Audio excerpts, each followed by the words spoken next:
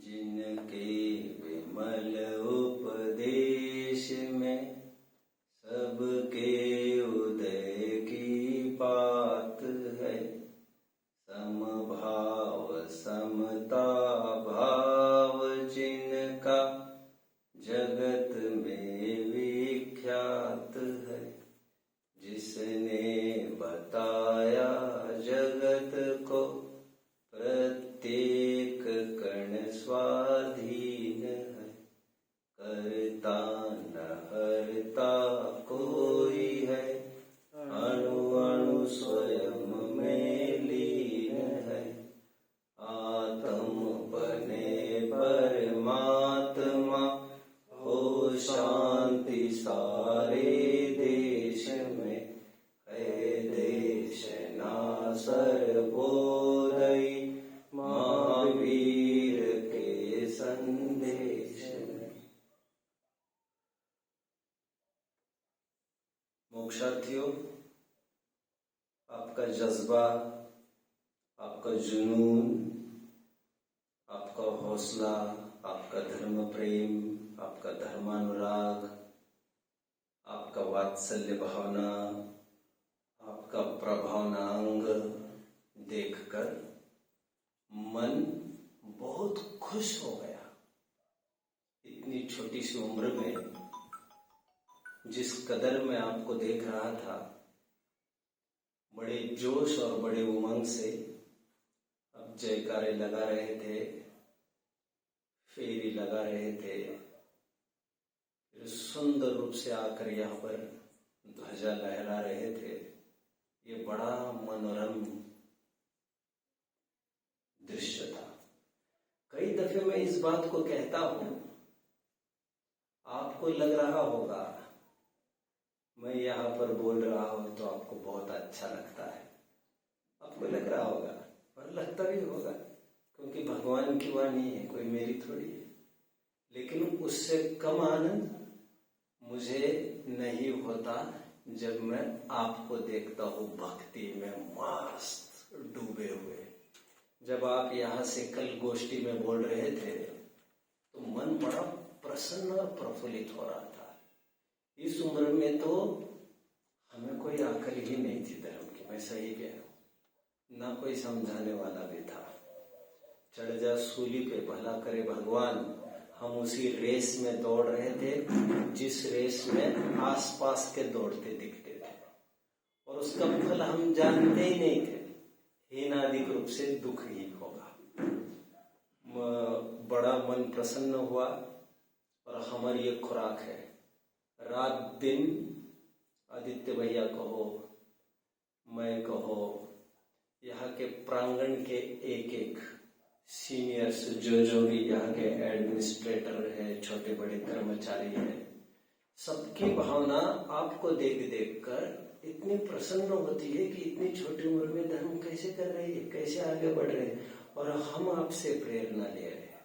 मैं आपको क्या बताऊं, सबसे पहले मैं खनिया दहाना था 20 साल पहले, बहाना था बच्चों को पढ़ाने का, लेकिन जीवन की अधिकांश शिक्षाएं मेरे जीवन में बच्चों से ही देख देख कर मेरे जीवन में प्रविष्ट कर गई। कितना आश्चर्य लगेगा आपको।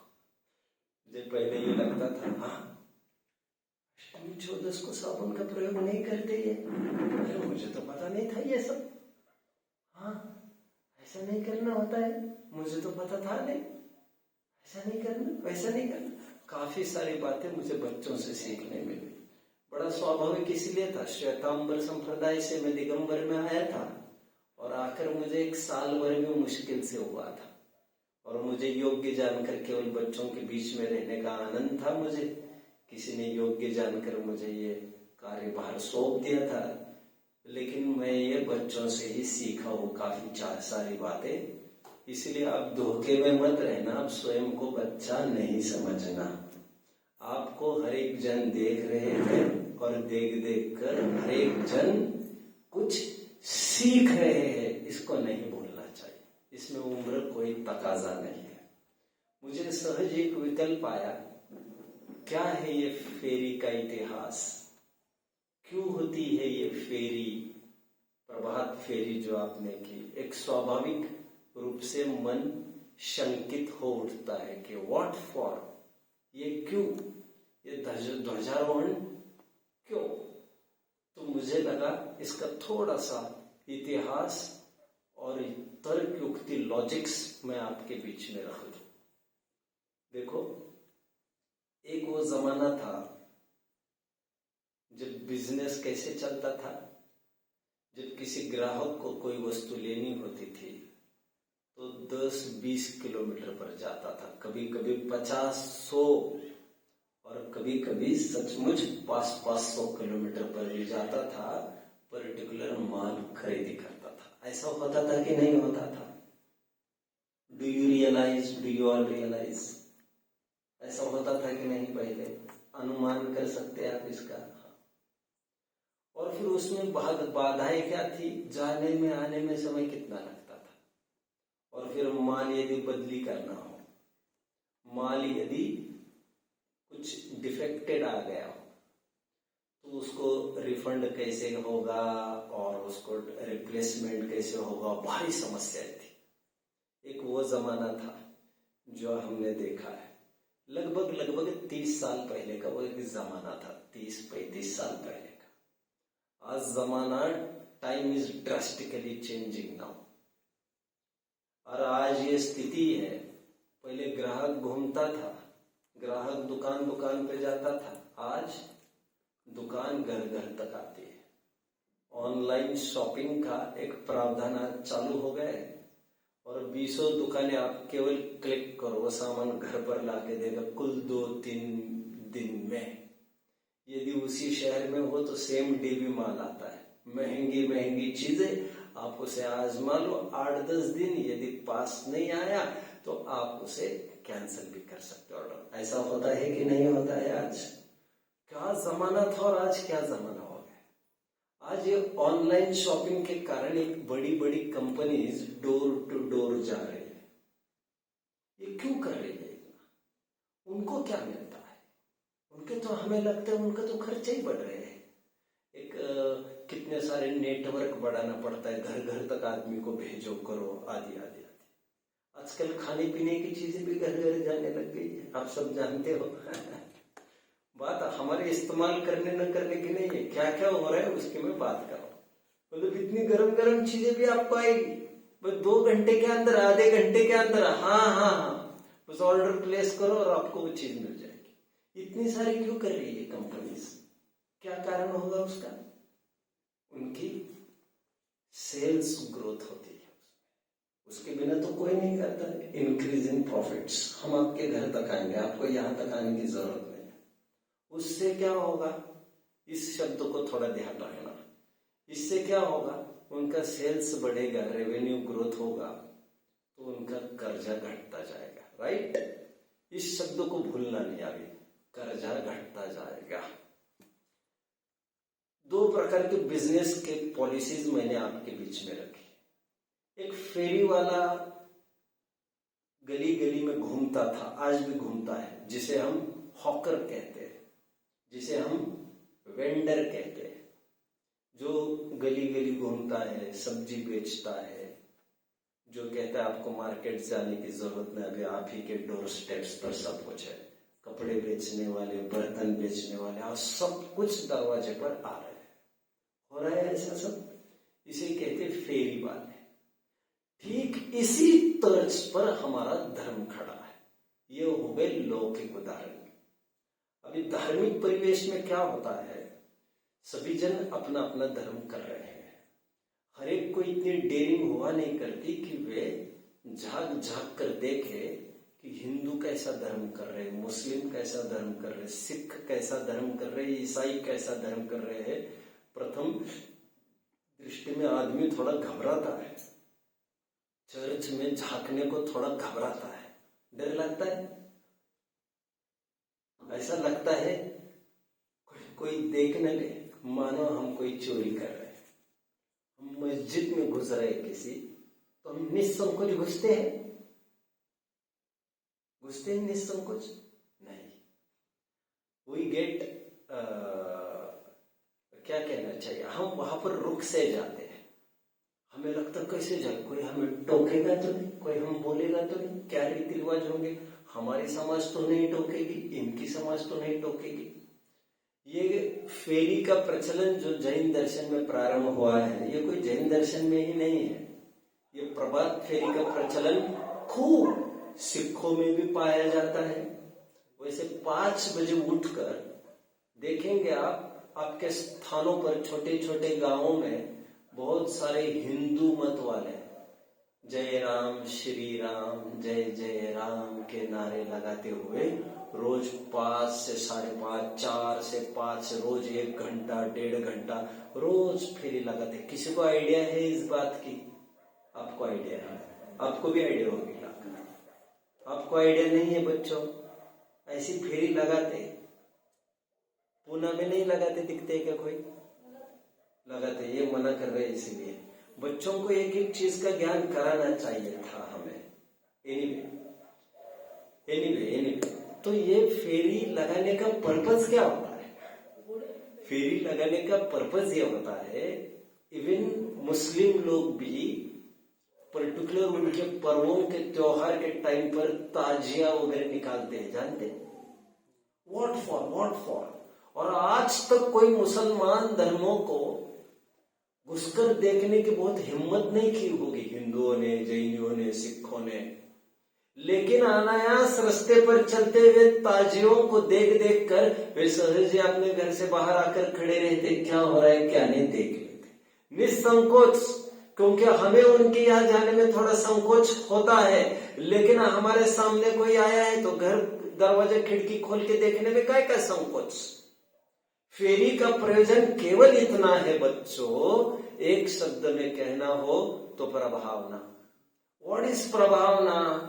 प्रभावना शब्द का अर्थ करते समय पुरुषार्थ सिद्धि उपाय में हमारे अमृत चंद्र स्वामी जी ने जब प्रभावना अंग को समझाया प्रारंभ में, और टोडरमल जी ने उसकी वचनिका करते समय, टीका करते समय, ऐसा कुछ काम करना जिसे देखकर असंख्यात जैनेतरों को जैन दर्शन के प्रति प्रबल महिमा भासित होना, ऐसा कुछ करना जिससे हमारे अड़ोस पड़ोसियों को अट्रैक्शन का एक सोर्स देना। जैनी ऐसे होते ग्रेट, जिसे देखकर एक अपॉर्चुनिटी क्रिएट कर रहे हैं हम जैनेतरों को कि आओ इस दर्शन का अंगीकार करो। फेरी का प्रयोजन, घर से बाहर निकलने का प्रयोजन, पूरे रास्ते पर जो हम रैली निकालते हैं, फेरी करते हैं, उसका प्रयोजन केवल इतना है, हमारे उस बहाने नारे सुने सभी। जैसे हम बोल बोल के चलते हैं, क्या जैसे क्या नारे लगा रहे थे उस दिन आप? जियो जीने दो, यही बोल रहे थे आप लोग। और अनेक नारे आप लगा रहे थे। उसमें इन नारों के बहाने कितने ही मार्केट में कोई किराना शॉप वाला है, कोई सुनार है, कोई टेलर है, कोई नाई है, कोई चमार है, कितनी जाति प्रजाति के पूरे मार्केट के सामने हम घूम आए तो सब जन ने बाहर आकर हमारे बैनर्स देखे, हमारे स्लोगन सुने। कुछ लोग तो ट्रॉली पर, एक गाड़ी वैगन पर, बहुत बड़ी ट्रक वगैरह जैसी गाड़ी पर कुछ एक नाटक जैसे भी कुछ करते चलते हैं, जिसके रूप में वे कुछ एक्टिंग के रूप में वे दिखाना चाहते हैं समाज को, ये है जैन दर्शन की दया, ये है जैन दर्शन का दान धर्म, ये है जैन दर्शन की उदारता। मुझे ख्याल में है अभी 26 जनवरी को, अभी मतलब फिर भी इसे आई थिंक इसे 2010 की बात में कर रहा होगा, मेरे पास दस्तावेज है, मुझे चेक करना पड़ेगा। 2010 में 26 जनवरी में जब रैलीज निकल रही थी, और आप जानते हो उस दिन प्रधानमंत्री जी के सामने, मैं ज्यादा जानता नहीं हूं बच्चों में, कहीं गलत होगा तो करेक्ट करते जाना, प्रधानमंत्री आदि बड़े बड़े नेताओं के सामने स्टेट्स अपने अपने कुछ अच्छी चीजें रखते थे। मतलब एक कहना चाहिए एक एक्शन के रूप में कुछ रखते हैं कि ये प्रभावना, और उसमें मिलिट्री भी उसे देखती है, काफी पब्लिक आती है वो भी देखती है, और देश भर से टीवी पर सभी जन देखते ही रहते हैं। तो जैसे महाराष्ट्र में क्या खासियत है, तो महाराष्ट्र का जब नंबर आएगा तो महाराष्ट्र की कोई एक चीज रखी जाएगी वहां पर, वो पूरी ट्रॉली पर घूमती रहेगी, लोग उसे देखते रहेंगे। फिर घोषणा की जाएगी अभी आ रही है ओडिशा, अब ओडिशा में क्या विशेषता है उसके आएंगे, और फिर उसके आधार पर नंबरिंग किया जाता है। कितने जन मुझे फॉलो कर रहे हैं बच्चों? ठीक उसी प्रकार जैसे गणपति को आप देखते होंगे, देखते हैं गणपति विसर्जन के दिन, अंतिम दिन आपने देखा होगा, तो अंतिम दिन सभी जन थोड़े थोड़े अपने जो कलाकृति की है उन्होंने सजाकर, वो ट्रॉली में बिठाकर एक के बाद एक ऐसी सैकड़ों ट्रॉलियां आपने देखी होगी। कितने जनों ने देखे, जरा हाथ ऊपर करो। मुंबई में तो खूब प्रचलन है, और मैं समझता हूँ 24 घंटे ये सब चलता रहता है। एनीवे, इस बहाने एक स्थान पर खड़े रहकर पूरे सभी सीन्स देख सकते हैं, क्योंकि हर एक आदमी पूरा मुंबई पुणे घूमे ये जरूरी नहीं है, लेकिन एक स्थान पर खड़े रहकर कहीं धक्के न खाकर पूरे रात भर जगता है और सब कुछ देखता है। मैं क्यों कह रहा हूं इतना सारा बच्चों, क्यों कह रहा हूं मैं इतना सारा? मैं कह रहा हूं फेरी मतलब घूमने की मैं बात कर रहा हूं। हमारे फेरी एक वह उपाय है जिसमें हम अपने घर से बाहर निकलकर अड़ोस पड़ोसी वालों को भी इस बात की घोषणा करते, खुला आह्वान करते हैं, आओ जैन धर्म के सिद्धांतों को समझो, काल थोड़ा बचा है, जैन धर्म को अंगीकार करो। और ये फेरी की परंपरा कोई हमारी ही नहीं, भगवान का समोशरण भी सर्वत्र घूमता रहता है। आप जानते भगवान महावीर का समोशरण ईरान आदि कंट्रीज में भी गया था। तब तो हालांकि भारत बहुत बड़ा था, तब कहा पाकिस्तान, तब कहा बांग्लादेश, और कहा कुछ नेपाल, और कहा कुछ ऐसे बाहर के अफगान आदि कंट्रीज थे। तब तो एक भारत माना जाता था। मतलब भगवान का समोशरण भी दिव्य ध्वनि यहाँ खिरी है सुबह की, तो दोपहर की 100 किलोमीटर के दूरी पर, 1000 किलोमीटर की दूरी पर कल की दिव्य ध्वनि खिलेगी। ऐसा क्यों? क्योंकि एक ही स्थान पर यदि दिव्य ध्वनि होती रहेगी तो ओनली उसी लोकल रीजन के पीपल विल बी बेनिफिटेड। और ये प्राकृतिक व्यवस्था है, ये जब भगवान ही सब जगह घूमेंगे तो वहां सभी स्थानों के लोग बराबर रूप से बेनिफिटेड होंगे। इवन मुनिराज का थोड़ा विचार करो। मुनिराज का उपदेश सुनकर कितने जन निहाल हो सकते हैं? यदि मुनिराज का विहार किसी स्थान पर हो जाए, मान के चलो यहाँ पर गजपंत में मुनिराज आ जाए, तो कितने जनों का कल्याण होगा? यहाँ पर प्रवचन होगा तो आपको क्या लग रहा है? रोजाना यही प्रवचन होते रहे उनके, रोजाना। तो ऐसे कितने लोग बेनिफिटेड होंगे उनसे, कितने लोग लाभान्वित होंगे? यही तो 50-100 200-300 और क्या होंगे। लेकिन मुनिराज जब यहाँ से वहां भ्रमण करते रहते हैं, विहार करते रहते हैं एक स्थान से दूसरे स्थान, तो नई नई जगह, आज यहाँ के 300, कल वहां के 300, वहां के 300, वहां के 300। इस माध्यम से ये माना जाता है ये चलती फिरती धर्म की दुकान। धर्म के अधिक प्रभावना के लिए जरूरी होती है फेरिया। तुम नहीं आ सकते हमारे पास, कोई दिक्कत नहीं, हम आएंगे तुम्हारे सामने। और इस बहाने ये प्रभावना का एक सुंदर मनोरम दृश्य होता है। यहाँ तक भी मैं थोड़ी सी आपको एक बात कह दूं, फिर मैं ध्वजारोहण की ओर बढ़ूंगा। उससे पहले शायद अनिल जी कुछ बात करना चाहते हैं मेरे से, बहुत टाइम से हाथ ऊपर है, बोलो। नहीं, मैं बोल रहा था कि हमारे महाराष्ट्र में तो गणपति में ऐसे टीम बनती है कि कौन सबसे बड़ा। हाँ, जानता हूँ। आपके महाराष्ट्र में कोई बात नहीं, कोई बात नहीं, ठीक है। तो ये सब ये जो मैं कई दफे कहा है, वारकरी संप्रदाय होता है, पंढरपुर की वारी करते हैं, आनंदी की वारी करते हैं, ये सब ज्ञानेश्वर की, महाराज की, तुकाराम महाराज की दिंडी वगैरह होती है। What is this? एक प्रभावना का रूपक है, प्रभावना का। और हर जगह वो जाते जाते ताल मजीरा सब बजाते बजाते भक्ति गान करते करते जाते हैं, जिससे क्या होता है, वे जैसे रास्ते से निकलते लोग अपने अपने दरवाजे खिड़कियां खोलकर सब देख लेते हो, आनंद का दृश्य। और वे देखते इस बात को, इतनी कड़ी धूप में नंगे पैर ये चल रहे, कितने दिनों से चल रहे हैं, अपने बीवी बच्चे भाई बहन का मोह छोड़कर एक एक दो दो महीने केवल धर्म में लगा रहे ये लोग। कितना अच्छा है ये, ऐसा किसी के मुख से निकला, कितना अच्छा है, धर्म में समय जा रहा है। This is प्रभावना।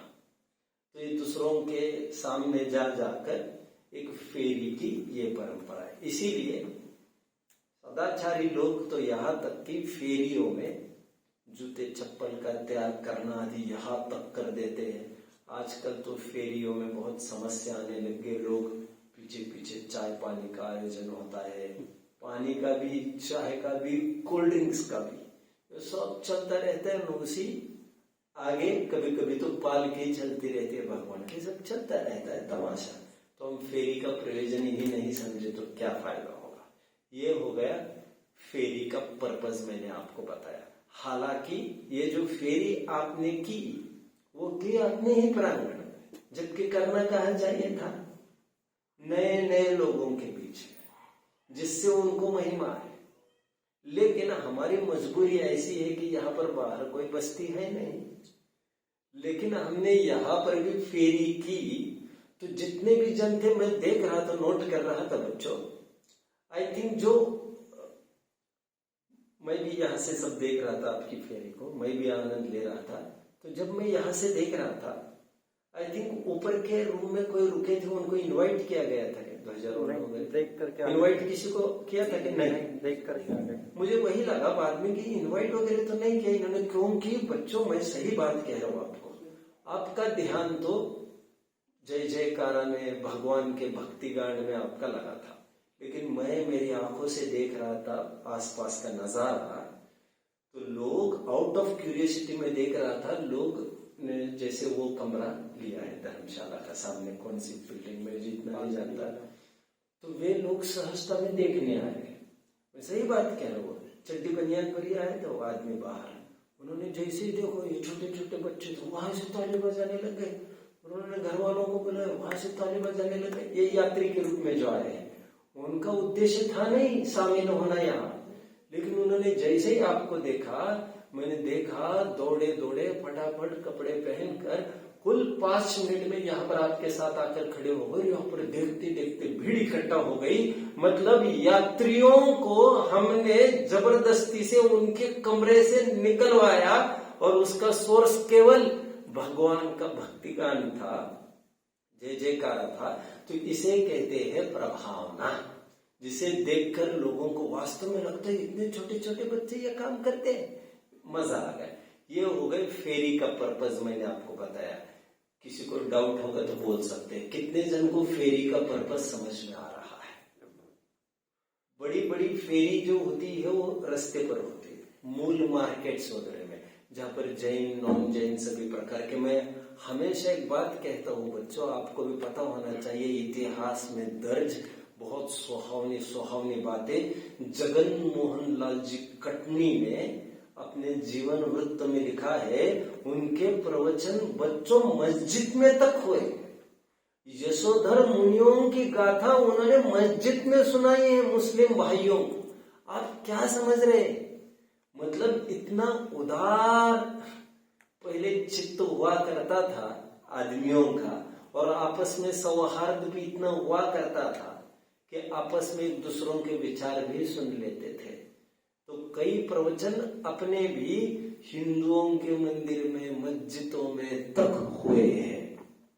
और और वे भी भूरी भूरी प्रशंसा करते हैं, क्योंकि मैं ये समझता हूं दिगंबरत्व का उल्लेख हर एक दर्शन में है। आप जानते हो बच्चों, मैं कभी मौका आएगा तो 3-4 घंटे इस पर बात करूंगा। कितनी देर बच्चों? औरंगजेब के काल में एक सरमद नाम का एक संत हुआ है बच्चों। क्या नाम? सरमद। वो जानते हो, वो नग्न रहता था, नग्न। कभी औरंगजेब को ये लगा इसको नहीं घूमना चाहिए नग्न, लेकिन उसे आकर उनके बड़े बड़े सूफी संतों ने ये कहा, समझाया कि आप ऐसा अनर्थ ना करे। और नग्नता का उल्लेख बच्चों कुरान में भी है। संतों को कायदे से नग्न रहना चाहिए। मुंबई में एक चौराहे पर, शायद if I am not wrong, Bhuleshwar मंदिर के सामने कहीं एक स्मारक खड़ा है। उस स्मारक पर साफ लिखा है, यहाँ पर मुस्लिम के एक संत हुए हैं जो नग्न ही रहा करते थे। एनीवे, मुझे याद आता है जब मैं लगभग 8वीं-9वीं में था, तब एक अखबार की घटना मेरी माँ ने शायद पढ़ के दिखाई थी मुझे। सकाळ एक पेपर आता है ना यहाँ पर, अखबार, उसमें यह बात आई थी, ये घटना कहीं बिहार की है if I am not wrong. उसमें कई मुसलमानों ने कोई ये भाप लिया कि यहाँ से दिगंबर संत गुजरने वाले। सच्ची घटना सुना रहा हूं मैं, सच्ची घटना।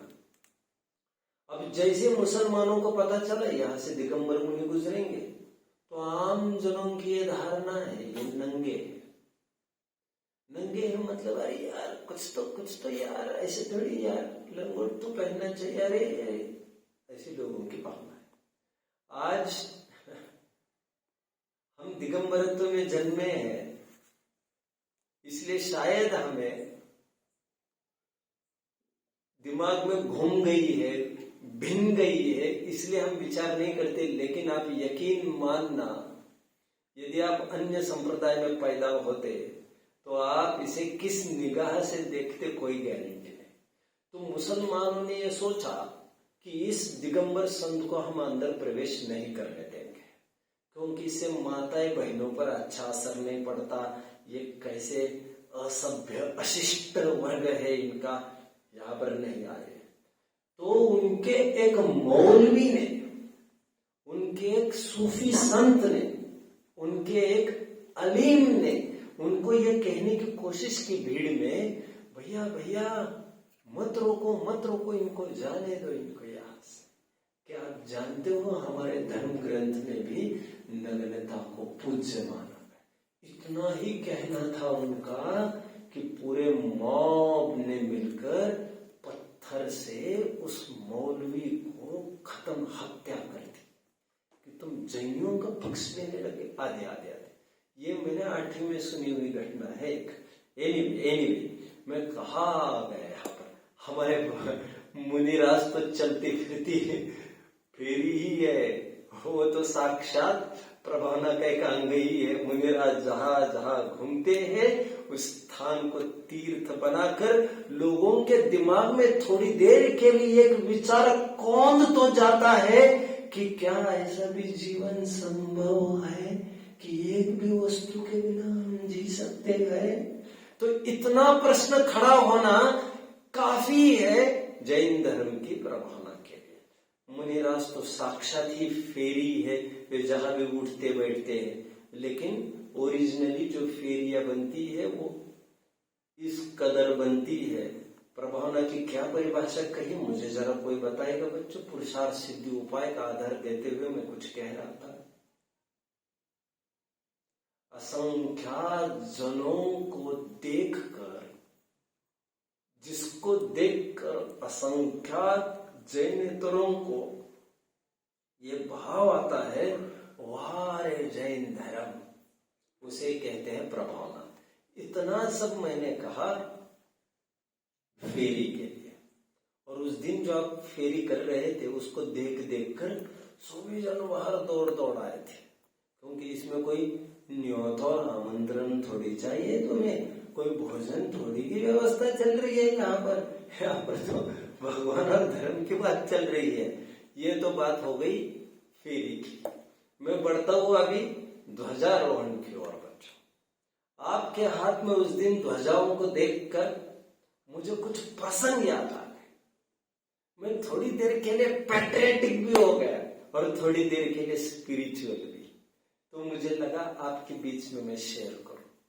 ये ध्वजारोहण की परंपरा भारतीय इतिहास में कितनी रंग लाई है, आपको इसकी कल्पना नहीं है। जलियांवाला बाग मासाकर, कितने जन ने सुना है? When did that happen?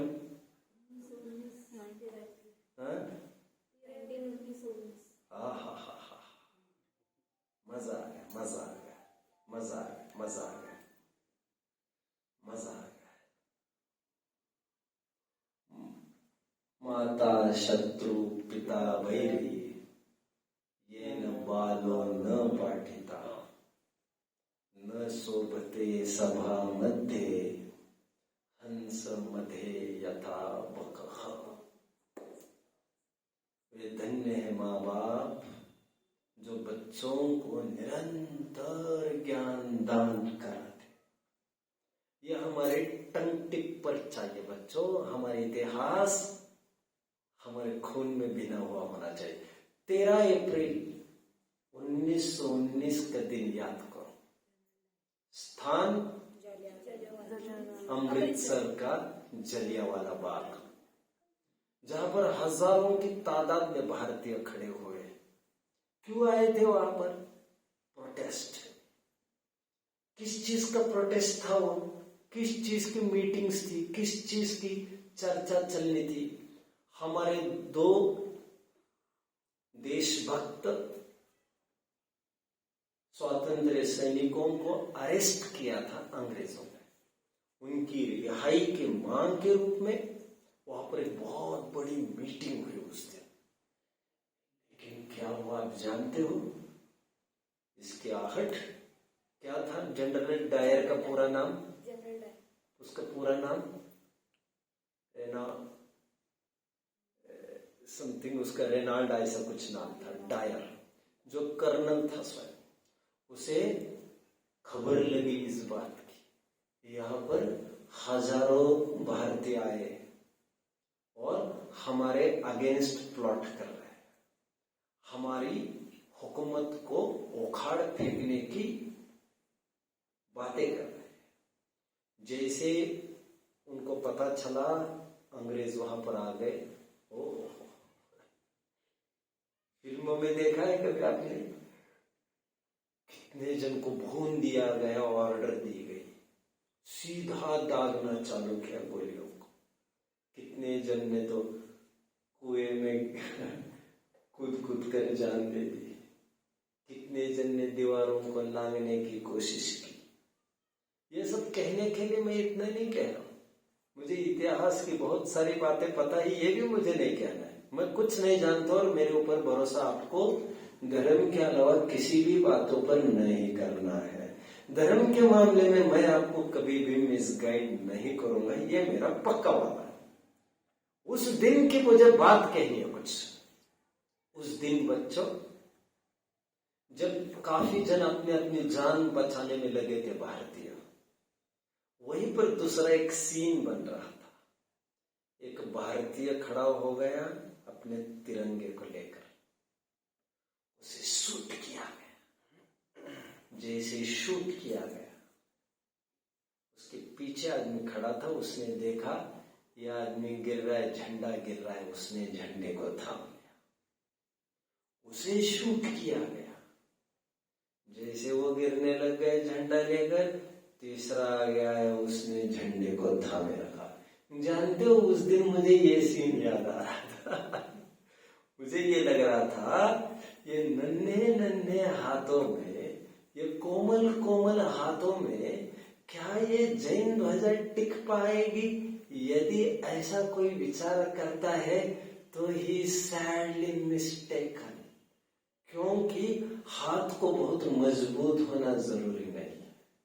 मजबूत होना जरूरी कलेजे का होता है, जो महात्मा गांधी के पास था। महात्मा गांधी का कितना वजन होगा? कितना वजन होगा? इतना ही होगा जितना सोम का था। और कितना होगा? ज्यादा थोड़ी था वो भाई। आदमी तो क्या था यार वो। लेकिन उसके वजन की बात नहीं थी। उसकी तगड़ी छाती की बात थी। वजन उसका वहां पर था, डेरिंग एनीवे, एक घटना मैंने ये सुना है। Let I share one more incident with you. It was 8th August 1922. The place was Nagpur again. इस दिन को फ्लैग सत्याग्रह के रूप में पहचाना जाता है, झंडा सत्याग्रह। क्या खासियत थी इस दिन की? इस दिन नागपुर में बहुत बड़ी बड़ी मीटिंग्स और रैलीज होने लग गई ब्रिटिशर्स के विरुद्ध। ब्रिटिशर्स के किसी भी इंस्टीट्यूशन को हम खाद पानी नहीं डालेंगे। इंस्टीट्यूशन समझ में आ रहा है बच्चों? क्या इंस्टीट्यूशन किसे कहते हैं? नहीं पता? ओहो, इंस्टीट्यूशन किसे कहते हैं? इंस्टीट्यूशन किसे कहते हैं बाबा? इंस्टीट्यूशन मतलब जहाँ पे कॉलेज, संस्थान। संस्थान व्हाट? संस्थान। कॉलेजेस की बात नहीं है। कॉलेजेस वाले भी संस्थान होते हैं, बट संस्थान एक कॉमन वर्ड है। एनीवे, ब्रिटिशर्स की हर एक संस्थान का सहयोग हम करेंगे। उनका हर एक लॉ, हर एक कानून हम तोड़ेंगे। ये बड़ी बड़ी घोषणाएं चल रही थी नागपुर में। किसके लीडरशिप में मालूम? पंडित जवाहरलाल नेहरू। ये उभरता हुआ सितारा था। यहां से पंडित नेहरू को बहुत फेम मिला। प्राइम मिनिस्टर के होने में उनका बहुत बड़ा कंट्रीब्यूशन यहां से चालू हुआ। तो ब्रिटिशर्स ने क्या किया?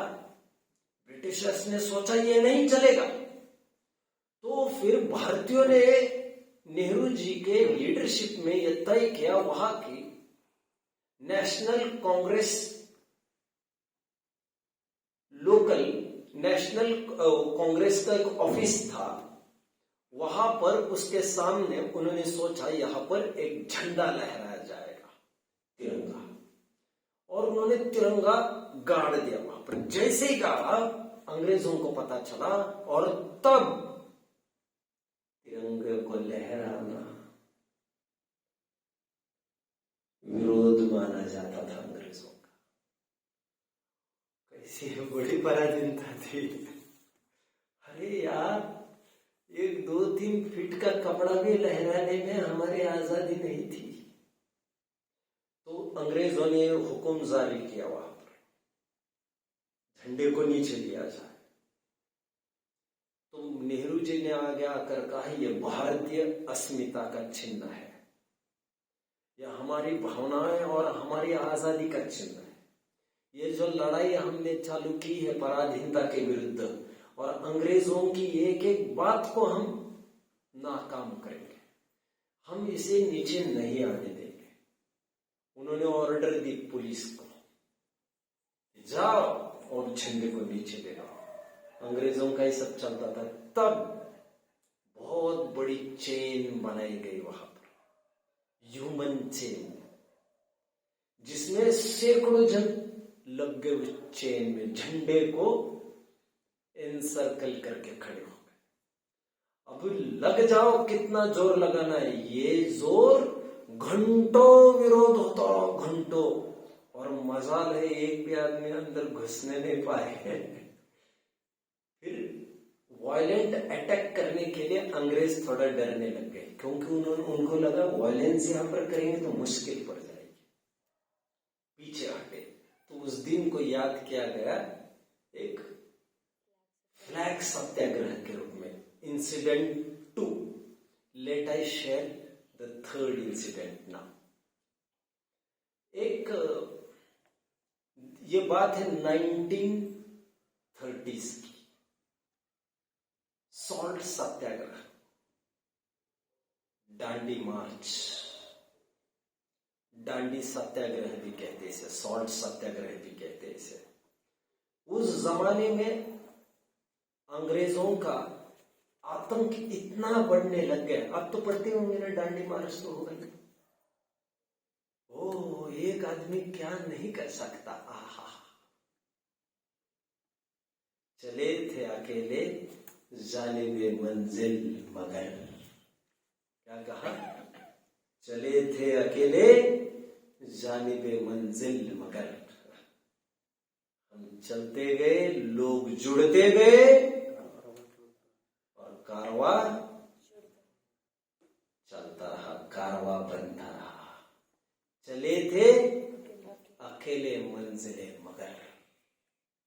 अब यह सोचने की जरूरत नहीं है मेरे साथ कितने जन है, मेरा अकेले का होना काफी है। और थोड़ा धैर्य तो रखो। एक बहुत अच्छी शायरी आती है बच्चों, मुझे बहुत ख्याल में नहीं रहती कोई बात, जिसमें ये कहते हैं, ये क्यों सोचते हो कि बादल में सुराग होगा कि नहीं होगा? तबीयत से एक पत्थर उछालो तो यारो। क्या कहा? कोई ये सोचे बादल में कैसे छेद होगा यार, अरे एक पत्थर तो उछालो यार तुम। समझ में आ रहा है?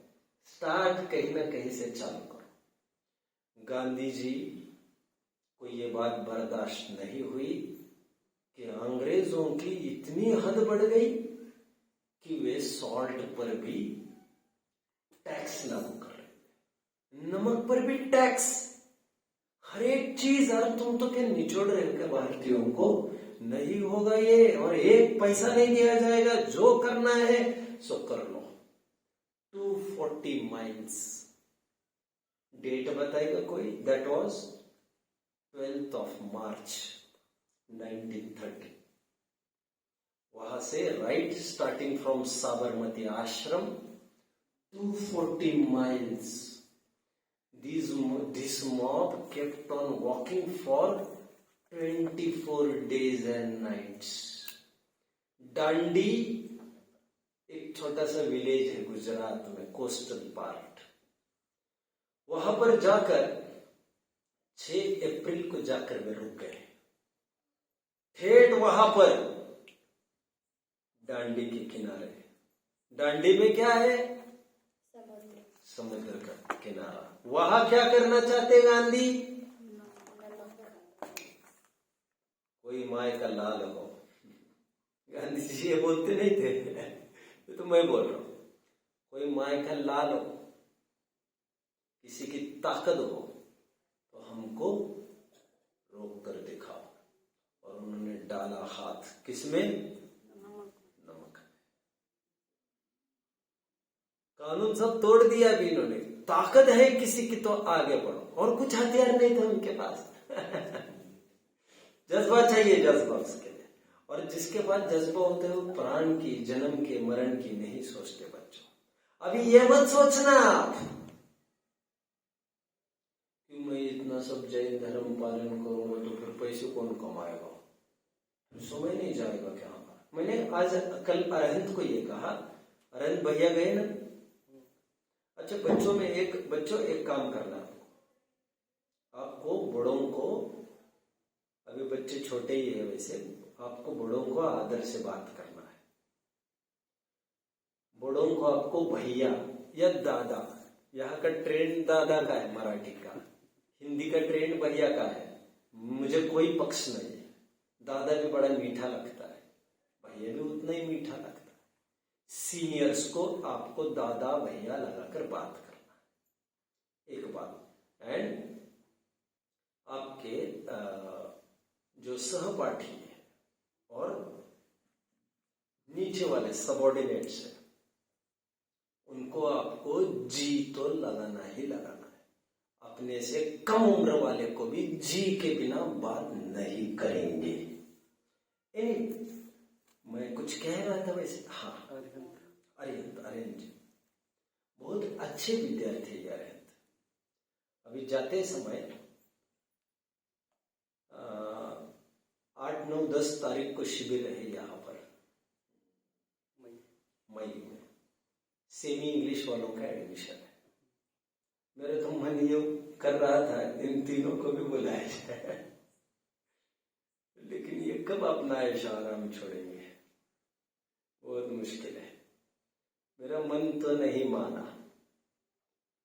Do try coming here on 8th, 9th, 10th of May। क्या कह रहा हूं, कुछ तो बोलो। Do try, do try.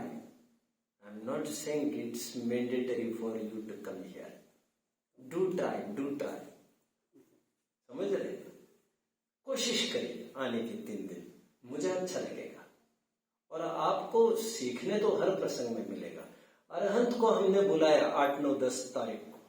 Actually हम उसे पार्ट ऑफ एडमिनिस्ट्रेटर भी इन्वॉल्व करना चाहते हैं। हर एक एक्टिविटी में वो एक एग्जामिनर के रूप में भी वर्क करेंगे। That will be a great experience for him.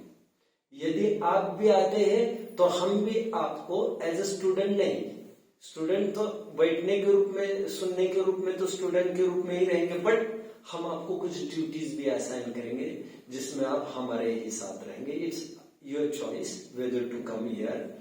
But Arhant के पापा ने पहले मना किया, अरे कौन जाएगा इतना दूर, वो थोड़ा कितना 400 किलोमीटर दूर रहता है क्या, 400-500 किलोमीटर दूर रहता होगा। अभी 3 दिन के लिए वहां से केवल आया जाए।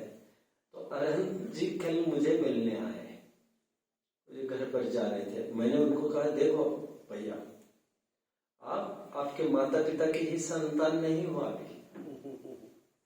आप हमारी धरोहर हो। आपके माँ बाप के साथ साथ हमारा आप पर बराबर अधिकार है। हम जब भी जीवन में आपको आवाज देंगे, आपको यहाँ पर तैनात रहना है। और कोई हमारे व्यक्तिगत लाभ के लिए तो बुला नहीं रहे हैं हम तुम्हें, हम तो कुछ धार्मिक गतिविधियों में आपका सहयोग चाहिए इसलिए बुला रहे हैं। तो अब इतना भी कंट्रीब्यूट नहीं करेंगे तो क्या फायदा 3 साल, 4 साल, 5 साल यहाँ रहकर। फिर समाज का आप पर इतना बड़ा ऋण है, समाज ने आपको यहाँ पर प्रेम से रखा है, पाल रहे हैं, खिला पिला रहे हैं, उसके बदले में आपका कुछ भी दायित्व नहीं बनता धर्म के प्रति करने का। मैंने अरहंत को कहा, मैंने कहा माता पिता के साथ साथ हमारा भी आप पर बराबर अधिकार है। इन्होंने कहा है आपको आना है तो आपको आना है। उन्होंने कहा मैं आने वाला हूं। एनीवे, खैर मैं कहा चला गया। मैं तो आपको क्या कह रहा था, डांडी मार्च की मैं कह रहा था आपको। ये झंडा जो हमने थामा है, क्या है भैया, वो हम स्तुति पढ़ते, प्रभु पतित पावन क्या की, जिसमें दूर भगावे बुरी रीतियां, क्या है वो स्तुति, कौन सी है? नहीं, मेरी भावना नहीं, जिसमें वो हम कहते हैं धर्मोन्नति। हाँ, ये मेल मिलाप बढ़ावे हम सब धर्मोन्नति का करें। क्या कुछ कह रहे आता है आपको? बहुत अच्छा। तो हम आपस में ट्यूनिंग बिठाने की बात है। ऐसे कई जगह मैं आपको 3 ही घटनाएं बता पाया। मेरे दिमाग में ऐसे 4-5 घटनाएं हैं जहां पर झंडा, हाँ, डांडी मार्च की और एक स्पेशलिटी ये हुई, सॉरी मैं यही तो बात कहने भूल गया। ये पूरे 24 दिन जो लोग चलते रहे, लगभग 100 लोग थे। ये सब जैन्स भी इसमें थे, हाँ, लीडिंग के रूप में। वो फोटो भी होगी डांडी मार्च किसी के पास तो मैं दिखा सकता हूँ। आगे 2-3 में ही एक लेडी भी है, I think her name was Sarabhai Jain. Anyway, तो वो भी एक प्रोमिनेंट लीडर रही है। और झंडा है ना, तिरंगा, तो एक के बाद एक जन को निरंतर पास करते रहे, इसलिए भी इसे भी एक प्रकार का फ्लैग सत्याग्रह कहते हैं। क्या विशेषता रही? तिरंगा निरंतर सब जगह इस हाथ से उस हाथ में, उस हाथ से इस हाथ में। ऐसे क्यों करना पड़ा? क्योंकि बीच में जगह जगह अंग्रेजों का बहुत विरोध हुआ, बहुत विरोध हुआ, मारा पीटी हुई, ये हुआ, और फिर भी कोई हटे नहीं। ये झंडा धर्म की उन्नति का प्रतीक है। हम जब तक हमारे भुजाओं में दम है, जब तक हमारी सांस चल रही है, तब तक हम धर्म की शरण नहीं छोड़ेंगे, इसका ये प्रतीक है। और ध्वजा केवल ध्वजा नहीं है बच्चों, 8 मंगल द्रव्यों में एक मंगल द्रव्य ध्वजा बताई गई है। जानते हो 8 मंगल द्रव्य जानते हो? अभी हम बताएंगे सब आपको। इनको 8 मंगल द्रव्य के चित्र बताने चाहिए, कल बताए जाएंगे बच्चों आपको। कल सुबह सुबह के प्रार्थना के टाइम में ही इनको दिखाया जाए 8 मंगल द्रव्य। उस 8 मंगल द्रव्य में एक मंगल द्रव्य है ध्वजा। ध्वजा और जितने भी मंदिर है बच्चों, अकृत्रिम जितने भी मंदिर है, उन सब के ऊपर एक ध्वजदंड हुआ करता है। एक रूल है, रूल स्वर्गों में भी ऐसा है। तात्पर्य कहने का ये है, ये विजयी पताका है। धर्म जिंदा रहे। जितने भी लोग वीतरागता को प्राप्त हो रहे हैं, इंद्रियों को जीत रहे हैं, राग द्वेष का त्याग कर रहे हैं, मोह ममता आसक्ति को छोड़ रहे हैं, उन सब की जय हो। जिसने मोह ममता को छोड़ दिया, उसने अचीवमेंट किया। ज्यादा से ज्यादा जोड़ना अचीवमेंट नहीं है, और जोड़ के लेके भी नहीं जा सकोगे। यही पर सब छूटेगा। तो समझदारी ये, जो ले जा नहीं सकते उसे स्वीकार करना कि ये मेरा नहीं, छूटने के पहले हम ही छोड़ देना, यही समझदारी है और यही धर्म है। ये ध्वजा इसका प्रतीक है। जब जब भी हमारे साधर्मियों पर कोई संकट आएगा, हम वहां पर उनकी रक्षा करने के लिए खड़े रहेंगे, हमारे तन से, हमारे मन से और हमारे धन से। जैसे बने हम धर्म की रक्षा करेंगे। मुझे याद आती है 1-2 घटनाएं, मैंने कभी बहुत बार शेयर भी करता रहता हूँ। चंदन बाला का नाम सुना होगा बच्चों आप लोगों ने? कितने जन ने सुना है चंदन बाला का नाम? चंदन बाला अपने भोजनशाला का क्या नाम है भैया? सती चंदन बाला। सती चंदन बाला। ये लो, भोजनशाला में बच्चों या तो सती चंदन बाला नाम रहता है भोजनशाला का, या तो राजा श्रेयांश भोजनशाला। इन 2 नाम के अलावा आपको किसी नाम की भोजनशाला नहीं मिलने वाली है कई भारत में। क्यों? श्रेयांश ने भी आहार दान किया था और चंदन बाला का भी बड़ा योगदान था महावीर के आहार दान मिलने में। इसलिए इन्हीं के नाम की भोजनशालाएं चलती दिखती है। जानते हो बच्चों, ये चंदन बाला राजा चेटक की लड़की थी, महावीर की मौसी थी, और अपहरण हो गया, उसका किडनैप किया गया। एक विद्याधर ने उठाया और कौशाम्बी नगरी में एक वेश्या के यहाँ वो बिक्री के लिए आ गई। ओहो, बाप कौन? राजा, महावीर की मौसी। लेकिन इसकी यह हालत हो रही थी। मुझे एक घटना सुना दे। जब वो वेश्या के यहाँ बिक रही थी, तो मन ही मन वो बोलती जा रही थी नमोकार मंत्र।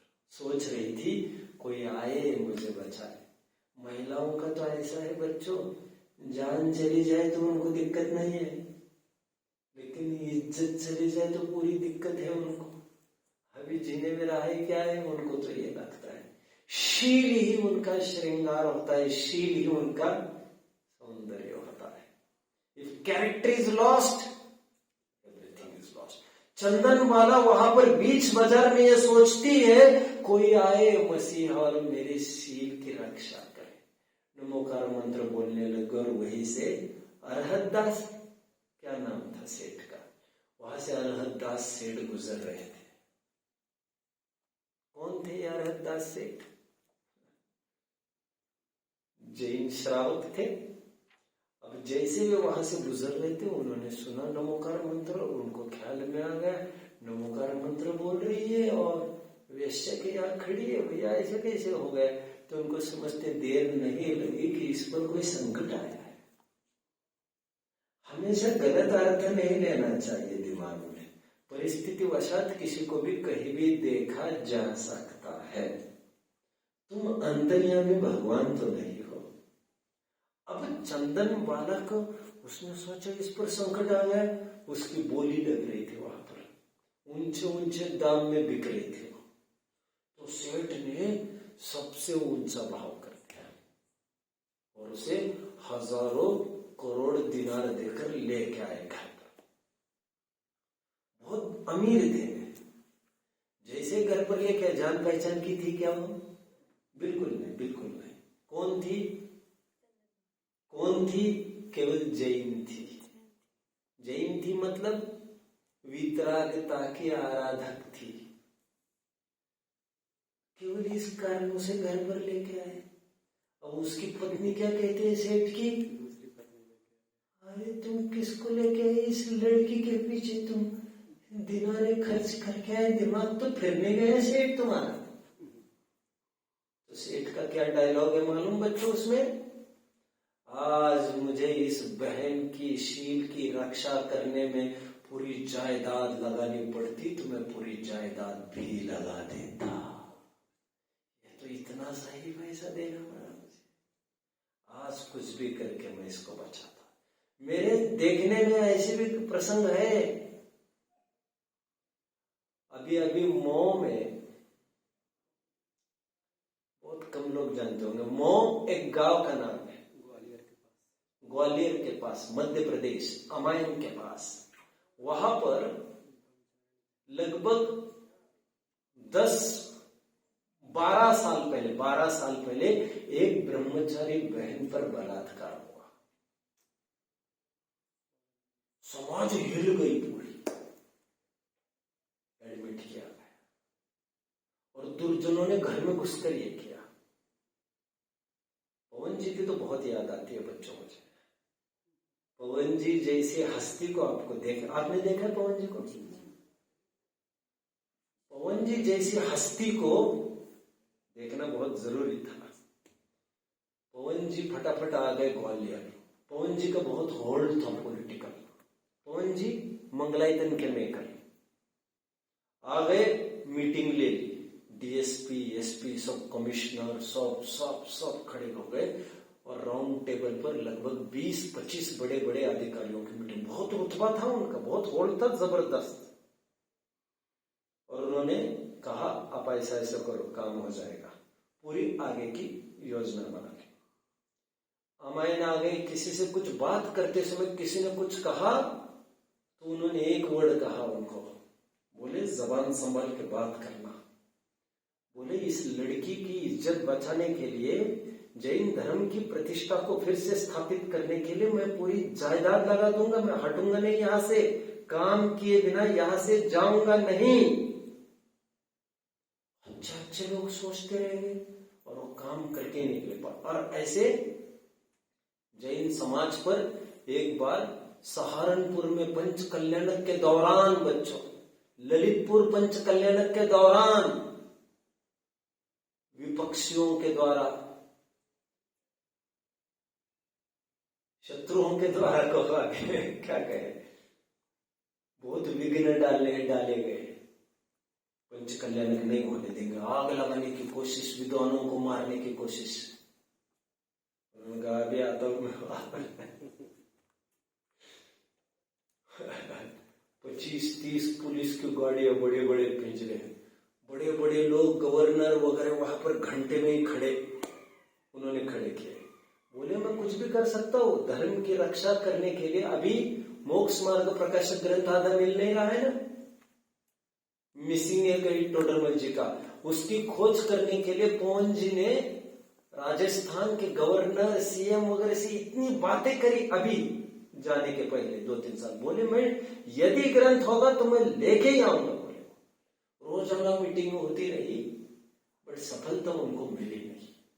खैर, जब जब भी धर्म पर संकट आएगा, हम तन से, मन से और धन से हम वहां पर होंगे, अपना अपना योगदान देंगे। जब भी साधन भी संकट में होगा, आर्थिक रूप से कोई कष्ट में होगा, अरे हमारे लिए 5,000 तो कोई कीमत ही नहीं है। 5,000 के तो 5 क्या 10,000 के तो जूते ही पहनते हैं हम, लेकिन किसी के लिए 5,000 बहुत बड़ी रकम है। उससे उसका काम होता है तो बहुत अच्छा। बेटा पैसा ले लो, तुम धर्म करते रहो, इसका आनंद कुछ और है। तुम्हें संकट आया है, पैसे ये लो पैसे, इसके बदले में आपको रोज 1 घंटा स्वाध्याय करना है, इसका आनंद कुछ और है। एनीवे, ये ध्वजारोहण, ये फेरी आदि के प्रभावना का जो योग है वो बड़ा अति उत्तम है।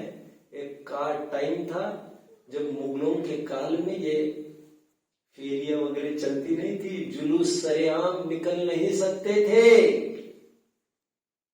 अरे मंदिर को भी छिपा कर रखना पड़ता था। अभी काल बदल गया है, प्रभावना में हम जो जो कर सकते हैं हमसे कमी न रह जाए, दिखावा कम करे, और सच्चे पात्र गर्जी लोग हैं उन्हें सहयोग करेंगे अंतर मन से, ये भावना होना चाहिए। धर्म की रक्षा का ये प्रसंग जिसके रूप में हमने 2 अनुष्ठान किए, कौन कौन से? एक प्रभात फेरी और एक ध्वजारोहण। मैंने दोनों का इम्पोर्टेंस बताया अपने अपने स्थान पर, और झंडा गिरने नहीं दिया। झंडा मतलब हमारे जिन शासन की रक्षा, उसको गिरने नहीं देना। कभी ऐसा कोई काम नहीं करना पड़े जिससे लोगों को कहना पड़े अरे जानते जानते जैनी लोग सब ऐसा करते। एक बहुत बड़े अच्छी संस्थान का, मैं संस्थान का नाम नहीं बताना चाहता हूँ, बहुत बड़ा संस्थान है, वहां से पढ़ लिख कर विद्वान बन गया और एक मुस्लिम के साथ शादी कर ली उन्होंने, लव मैरिज। सच्ची घटना अभी की बात है। ऐसा कोई कहे नहीं भैया पीछे कि इतने सब पढ़े लिखे सब ऐसा करते हैं, ऐसा कुछ भी नहीं करेंगे जिससे हमारे धर्म पर काली मां लगेगी।